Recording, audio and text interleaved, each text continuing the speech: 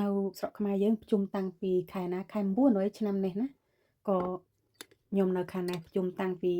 ដើមខែប្រហែលចេះដើមខែ6រហូតដល់ឥឡូវប្រជុំរហូតភ្លៀងទៅរះថ្ងៃបានមួយថ្ងៃឬក៏អត់រះក៏ដោយគឺសន្ទុំបានមួយថ្ងៃពីរថ្ងៃភ្លៀងទៀតទៅផ្សារទិញស្បៃជើងទាយកមកធ្វើជ្រក់ស្បៃឥឡូវមុនហ្នឹងគឺហូបអស់ហើយខ្ញុំថាពេលធ្វើការខ្ញុំហូបបង្ហាញប៉ុន្តែហូបអស់លេងអានេះគឺគេហៅមកកន្លោផ្សេងទៀតទេខ្ញុំទុកមិនធ្វើទេធ្វើនេះបានប្រហែលជាជិត5ថ្ងៃវាអត់ជូរសោះតែគ្រាន់តែល្មមហូបវាអត់ហាងលើកនេះខ្ញុំធ្វើអត់សូវហាងលើកមុនធ្វើទុកឡងប្រហែលជិត2អាទិត្យណាបានហូបតែបាត់ហាងតែឆ្ងាញ់ជូរជាងនេះអានេះលើអ្នកសូវជូរទេតែដល់ពេលភ្លៀងស្រិចខាងក្រៅហើយមកដល់ផ្ទះក្លៀនបាយអត់មានអីទេមានតែបាយកដាំនឹង2ថ្ងៃមុននៅនេះដាំប្រើឆ្នាំងអគ្គិសនីយើងដោតទៅវានៅក្តៅប៉ុន្តែបើដាំនៅក្នុងឆ្នាំងដូចខ្ញុំធម្មតាអញ្ចេះតិចអស់ហើយចង់ហូបតែយកវាទៅលីងឬក៏ទៅកម្ដៅម្ដងទៀតខ្ញុំក៏មានឆ្នាំងដោតអគ្គិសនីដែរតែអត់សូវប្រើមានអារម្មណ៍ថាយូរបើខ្ញុំដាំនៅក្នុងឆ្នាំងធម្មតាទៅវាលឿនវិញជ្រក់ស្បៃធ្វើលើកនេះឡើងឆ្ងាញ់តែគ្រាន់តែវាកម្រជូរខ្ញុំគិតថាដោយសារអាកាសធាតុហើយបើវាមិនសូវជូរ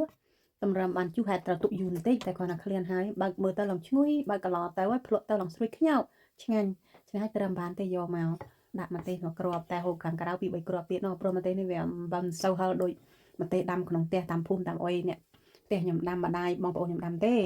នៅនេះហូប3 4មួយផ្លែតក៏មិនហឹរដែរតាំងចូលរដូវត្រជាក់មកខ្ញុំឈរនៅក្បែរចក្រានរហូតគឺថាបើកភ្លើងដាំទឹកធ្វើអានេះធ្វើអានោះឈរហូបនៅក្បែរចក្រានឯងព្រោះតអង្គុយអុយមិនកើតទេត្រជាក់ណាស់យប់ឡើងដេកវិញបើនៅស្រុកខ្មែរខែរងាខ្លាំងគឺថាឆ្អើលដេកលើក្រែទៅយើងឆ្អើភ្លើងដុតភ្លើងពីក្រោមមកនៅនេះឆ្អើមិនកើតទេគឺយកទិញអាស្អីគេភួយ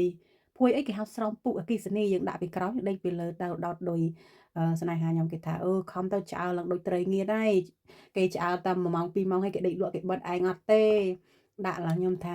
ទេបើអ្នកណាងើបបិទក៏បិទទៅខ្ញុំដេកលក់ហើយខ្ញុំមិនដឹងទេខ្ញុំដាក់សត10ម៉ោងដាក់ជ្រុលក៏ពិតយើងដាក់3ម៉ោងយើងដេកលក់ទៅវាលោតនាទីឈប់ខ្លួនវាអីចឹងដោយសារអាកាសធាតុត្រជាក់របៀបលាយគ្រឿងរបស់ខ្ញុំគឺចាខ្ញុំយកទឹកវាបានខ្ញុំតែដាក់កណ្ដៅដាំឲ្យក្ដៅមកដួសទឹកវាថែមពីលើគ្រឿងដែលខ្ញុំថែមហ្នឹងគឺខ្ញុំថែមអំបិលទៀតដោយសារតែវាសាបខ្ញុំធ្វើជ្រក់សាបណា